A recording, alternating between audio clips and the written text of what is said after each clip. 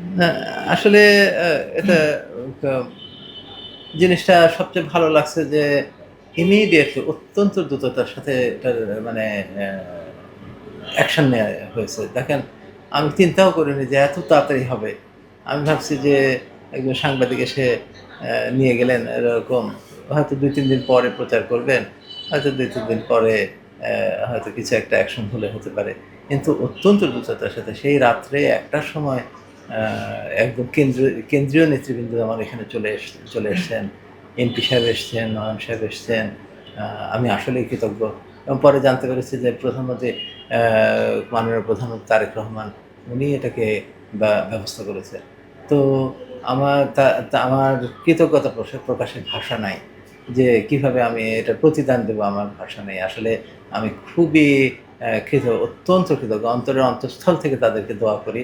তারা যেন এভাবে বাংলাদেশটাকে অনেক দূর এগিয়ে নিয়ে যেতে পারে। আমাদের সব মানুষ যারা আ কাজ করছেন, অনেকেই কিন্তু যারা আ ভালো কাজ করেন, তারা নীরবে নিভৃতে কাজ করেন।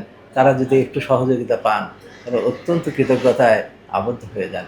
আমার বিশ্বাস যে মানুষের ভেতরে আস্থা ফিরে আসবে এবং আমরা আ দেখলাম যে আজকেই আ সেই আ ও ও ওই সন্ত্রাসী গ্রুপকে সবাইকে ধরছে অনেকেই।